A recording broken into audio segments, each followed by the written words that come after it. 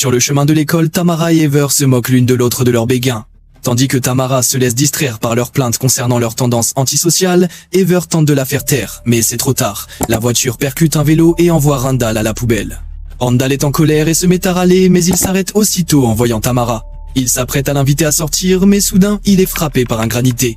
Il a été lancé par Danny, qui conduit avec son meilleur ami Hunt et sa petite amie JC. Ils se comportent comme de vrais imbéciles, mais Tamara leur parle toujours gentiment car elle veut absolument être populaire. Ever veut proposer à Randall de l'emmener, mais Tamara refuse. Plus tard, à l'école, la classe se prépare pour une sortie scolaire. Le prof de sport Lorenzo confisque les téléphones de tout le monde et se moque d'Ever lorsqu'elle dit qu'elle n'en a pas.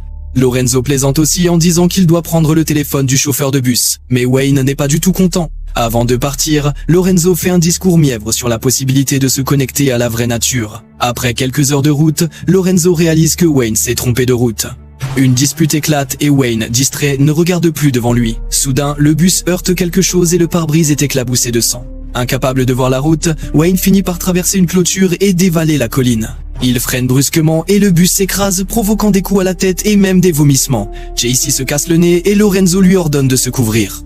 À ce moment-là, il voit quelque chose bouger dans les bois et le bus se met à trembler lorsque ce quelque chose le heurte. Soudain, la radio émet une alarme avec un message de la protection civile, demandant à tous les citoyens d'évacuer vers l'abri le plus proche, car ils sont victimes d'une attaque chimique.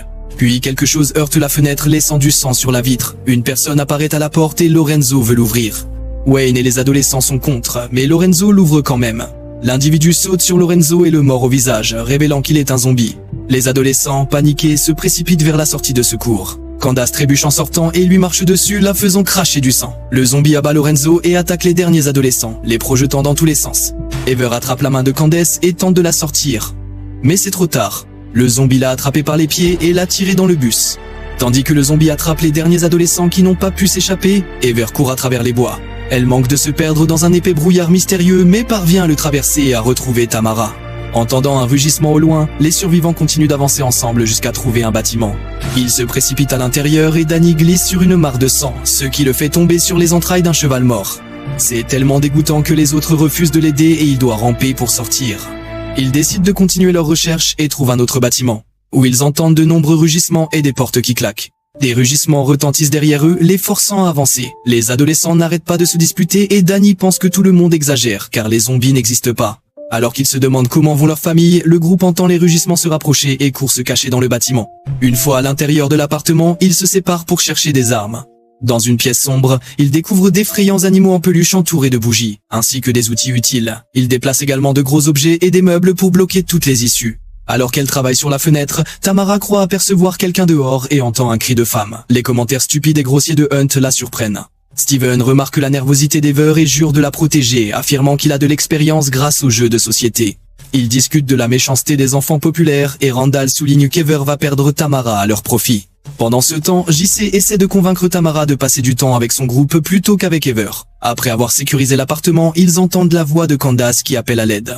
Ever regarde dehors et confirme que c'est bien elle, alors elle veut l'aider. Mais Randall l'arrête en désignant le zombie apparu près de la porte. Tout le monde recule, effrayé, et attend que la créature soit partie pour reprendre la parole. Ever regarde à nouveau dehors et voit le zombie grimper sur une camionnette pour regarder Khan danser de loin. Elle insiste pour qu'il l'aide, mais tout le monde refuse, car c'est trop dangereux. Lorsque le zombie saute de la camionnette, Ever ouvre la fenêtre et appelle Candace. Alors que la fille court vers l'appartement, Ever tente d'ouvrir la porte mais les autres ne l'aident pas. Le zombie plaque Candace au sol et commence à lui fracasser la tête tandis qu'un Wayne mutant apparaît à la porte. Ever recule tandis que Wayne perce le bois et enfonce sa tête dans le trou. Soudain, la porte s'ouvre, car les zombies ont jeté le corps de Candace dessus. Wayne fait irruption par l'entrée ouverte et l'autre zombie s'introduit à travers un mur. Danny frappe Wayne avec une planche de bois pour créer une ouverture et les adolescents se mettent à courir jusqu'à trouver une autre pièce. Ils peinent à fermer la porte car Wayne continue de la pousser de l'autre côté, mais heureusement, ils finissent par la verrouiller. En allumant les lumières, ils découvrent des graffitis sur les murs et des bâtons lumineux au sol, signe qu'une rave a eu lieu ici. JC recule et crie en heurtant quelque chose, mais la personne derrière le rideau n'est autre que leur camarade de classe Ryan. Il explique avoir vu les monstres attaquer les autres adolescents qui ont commencé à se comporter différemment. Cela implique qu'ils étaient infectés, mais Danny refuse toujours de croire aux zombies. Soudain, le premier zombie ouvre la porte arrière, révélant qu'il a amené d'autres zombies de son espèce. Les adolescents se dirigent vers l'entrée, mais Wayne et d'autres créatures sont là. Ils commencent désespérément à tirer tous les rideaux, cherchant une autre sortie. Alors que les zombies s'approchent lentement, les adolescents remarquent un trou dans le mur et Randall frappe la planche qui le recouvre jusqu'à ce qu'elle tombe. Hunt est coincé derrière un autre rideau, frappant les zombies tout en suppliant son meilleur ami de l'aider. Lorsque les créatures l'encerclent et l'attrapent, Danny se précipite à son secours. Il combat autant de zombies que possible, mais malheureusement Hunt est emporté par la horde et Danny doit s'enfuir. Pendant ce temps, Ryan tente de traverser le trou, mais son corps est trop grand et il commence à saigner. Ever le pousse de toutes ses forces et Ryan tombe à travers, sa blessure s'aggravant. Elle tombe à son tour dans le trou et un zombie tente de lui sauter dessus. Cependant, Danny revient et tire le monstre en arrière, le projetant au loin avant de rejoindre le groupe. Randall recouvre à nouveau le trou et tout le monde continue de courir. Dans la pièce suivante, il découvre des tonnes de mannequins et de clowns effrayants. Danny s'effondre après avoir perdu Hunt et accuse Ever d'avoir révélé leur présence aux zombies. À cet instant, il remarque que les mannequins leur ressemblent et conclut qu'ils ont été spécialement choisis pour l'attaque. Ever est troublé de constater que son mannequin ne dit mot. Soudain, Wayne surgit entre les poupées et les adolescents l'esquivent après avoir vu son reflet dans le miroir.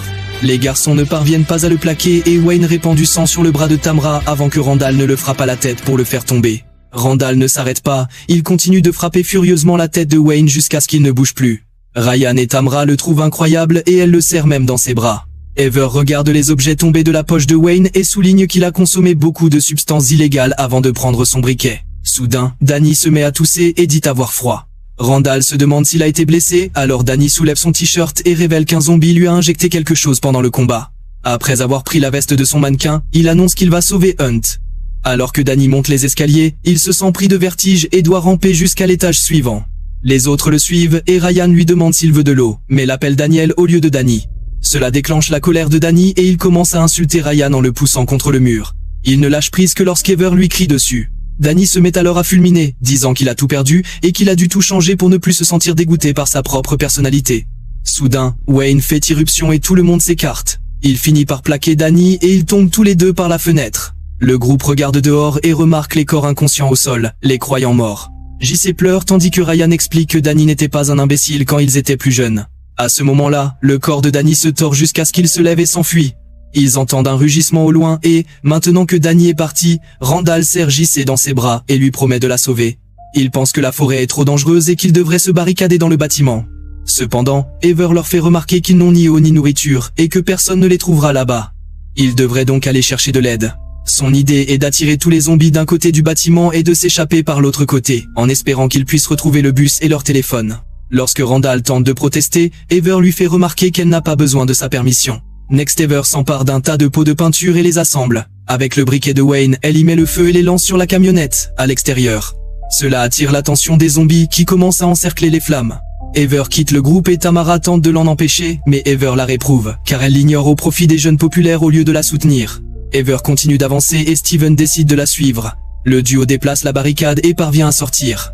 Ils atteignent rapidement le bus et entrent par la porte arrière.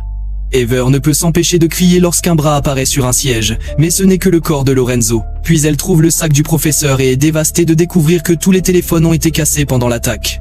Ever pleure en réalisant que son plan était vain et admet se sentir comme une ratée. Steven avoue lui aussi avoir des complexes et il se lie d'amitié.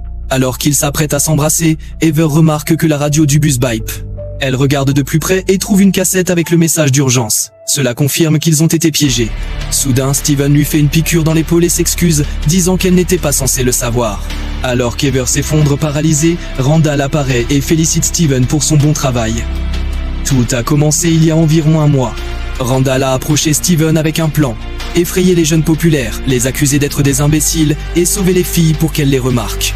Steven accepta d'aider et le duo se rendit dans le bâtiment abandonné pour travailler ensemble. Alors qu'ils décoraient toutes les pièces pour les rendre effrayantes, Randall révéla qu'un dealer nommé Chip les aiderait également. Dans le présent, Randall hurle sur Chip, qui s'avère être le zombie qui a tué Lorenzo. Il était seulement censé l'assommer, alors Randall est furieux. Quand Chip retire son masque, Ever hallucine, Lorenzo lui dit qu'il lui ressemble et elle se souvient avoir vu Chip près du bus à l'école. Le flashback continue, montrant que Wayne faisait également partie du plan. Il était l'un des clients de Chip et avait rejoint le groupe car Lorenzo le harcelait depuis leur plus jeune âge. L'accident de la route avait été provoqué par Chip qui avait lancé un ballon sur le bus. Tous les zombies étaient leurs camarades de classe, à qui Chip avait injecté une puissante substance verte qui rendait les gens lents, stupides et agréables. C'est Wayne qui a volontairement détruit les téléphones. Dans le bus, les trois garçons n'arrêtent pas de se disputer, et Steven est en colère car Chip avait promis que la substance verte ne leur ferait aucun mal. Chip insiste. C'est vrai et personne ne se souviendra de rien à leur réveil. En entendant cet argument, Ever réalise que le zombie qui l'a attaqué plus tôt lui demandait en fait de l'aide. Puis Chip révèle que toutes leurs victimes injectées sont enfermées dans une cage et qu'il est temps d'en finir.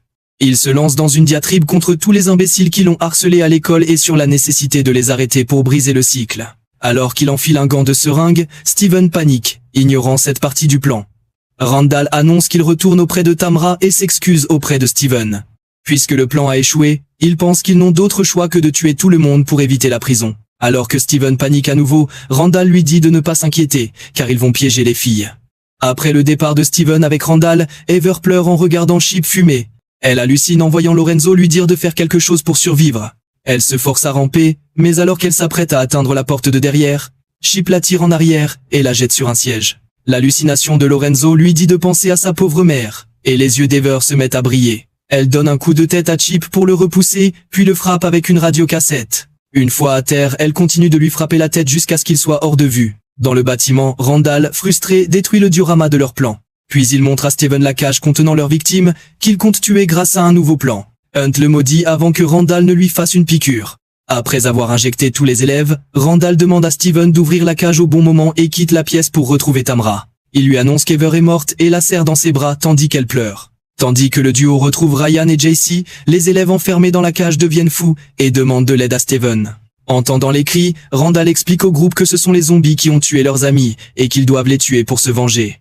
Il révèle qu'il a un sac d'armes et les leur distribue. Prenant même une épée pour lui, Randall ouvre la porte aux zombies en même temps que Steven ouvre la cage, mais à ce moment-là, Ever arrive et referme la cage en demandant aux autres d'arrêter. Ses veines sont très noires, alors JC se prend pour un zombie. Alors que Randall tente de convaincre les autres de la tuer, Ever partage les détails du plan, et Danny la soutient hors de la cage. Tandis que JC et Ryan sont soulagés d'apprendre que Danny est redevenu normal, Ever demande à Tamra de la soutenir. Tamra frappe Randall à la tête et l'envoie valser contre un rideau. En tombant, celui-ci révèle une fresque représentant Randall en héros. Tamra lui attrapant la jambe. Steven est également là pour protéger Ever.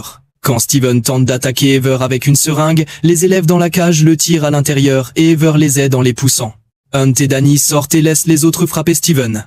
Alors que les amis se réunissent, Randall attaque Ever avec son épée. JC lui lance un pied de biche et Ever bloque chaque coup. Tamra s'en prend alors à Randall, lui disant qu'elle ne serait jamais avec quelqu'un comme lui. Il détruit furieusement son arme et s'apprête à la tuer, mais Danny se précipite pour lui servir de bouclier. Ever lance le pied de biche sur JC, qui assomme aussitôt Randall. Cependant, il se reprend vite et attaque à nouveau Ever. À ce moment-là, elle révèle qu'elle a un gant de seringue ébréché et poignarde Randall au visage avant de le pousser dans les escaliers. Après cela, Ever et Danny vomissent tous les deux à cause de la substance qui a quitté leur organisme, et Danny s'excuse auprès de tout le monde pour son comportement abruti. Soudain, Randall, en pleine overdose, revient, mais Ever n'a pas peur. Tous les élèves se remettent et sont prêts à se battre. Il frappe Randall à plusieurs reprises mais celui-ci parvient tout de même à donner un coup de tête à JC. Ryan rejoint le combat et frappe violemment Randall jusqu'à ce qu'il soit à terre, ce qui pousse Tamra à le qualifier de génial. Se sentant mieux, Ever frappe Randall au visage avec son épée, le mettant finalement KO. Quelques heures plus tard, Wayne se réveille ligoté dehors. Steven et Randall sont dehors, ligotés contre la fresque. Ryan emmène Danny dans une brouette et Danny lui demande de l'appeler Daniel, car ils acceptent de redevenir amis. Hunt est désorienté, alors Danny révèle qu'il est allé en colonie de vacances avec Ryan, mais qu'il est devenu un imbécile après avoir perdu du poids. JC se lie d'amitié avec Candace et toute la classe semble désormais bien s'entendre, sans distinction entre les élèves populaires et les perdants. Ever et Tamra s'excusent mutuellement pour leur attitude ces derniers temps, et admettent avoir besoin l'une de l'autre en se serrant dans les bras. Après avoir sorti le corps de Chip, le groupe s'efforce de réparer le bus et de quitter la forêt. Soudain, il hurle lorsque Lorenzo se réveille. Quelques semaines plus tard, une enseignante demande à Steven et Randall de travailler pour elle, afin de discipliner les enfants turbulents. N'oubliez pas de vous abonner et d'activer les notifications pour regarder plus de vidéos comme celle-ci. Merci de votre attention.